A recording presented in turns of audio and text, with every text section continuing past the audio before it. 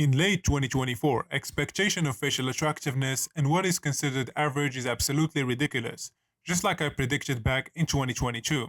What is considered, for example, an average man in 2018 looks nothing alike to what is considered an average man in late 2024. What exactly happened? I like to call this luxflation, inspired from the current economic inflation, and luxflation is not good for anyone because it affects more than your dating life in a negative way. So this will be today's discussion, why being the average looking man is simply no longer enough in 2024. This video, like many others, will be split into multiple parts. The looks distribution among men, which caused the inflation of facial attractiveness, and the negative effects of looks inflation. If you want to support the channel and get your face evaluated by me with personalized look max and advice, link will be down in the description. If you want to read more about topics like these, you can check out my blog at nearfacerating.com.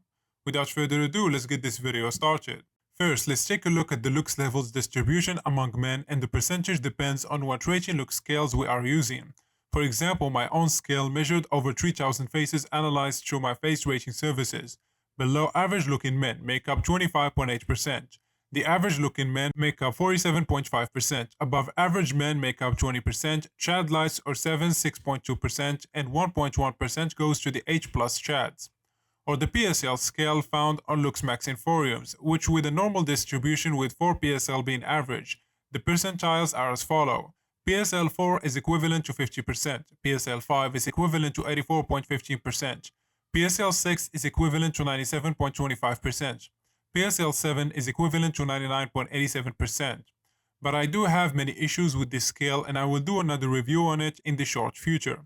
So the point from all of this was to show you that the majority of the population is average looking, and that's no longer enough in 2024, and the highly attractive portion of the population is very small. So what caused this inflation of looks and also height, by the way? 6 foot for women looking to date is the average now, while in real life only 14.5% of men in the United States are over 6 foot.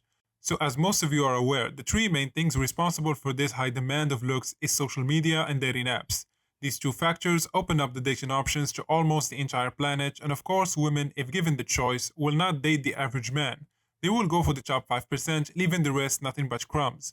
This created a bottleneck. There is not enough highly attractive men for all the women on dating apps, which resulted in the average man being left out. Relationships turned into one-night stands or multiple women sharing the same man. And if you guys also notice on TikTok, the growing popularity of models like Chico Lewinsky, Jordan Barrett, Hernan Drago, and many others, with videos that garnered millions of views and likes. The terms luxmaxin and mogging are known by almost everyone now.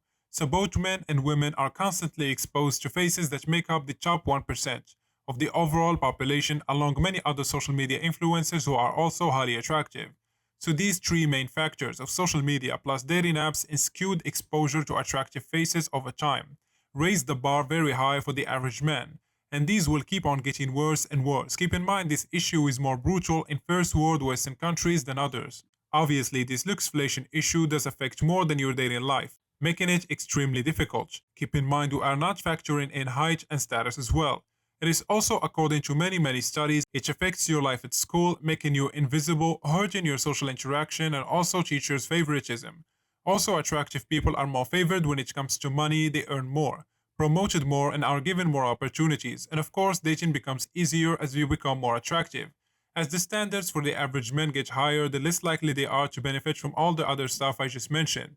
So this leaves you with 2 or actually 3 options: giving up and accepting life as it is, with its drawbacks, leaving to a country where your SMV and looks will be considered higher, or luxmaxin, also called the art of improving one's looks, which can be natural or surgical or both. This leads us to the conclusion that things over time only get worse for the average man. But what do you guys think about all of this? Let me know your thoughts down in the comment section. That's it for today's video. Hope you guys enjoyed it. A like and subscribe will be highly appreciated, and like usual, catch you guys in the next one.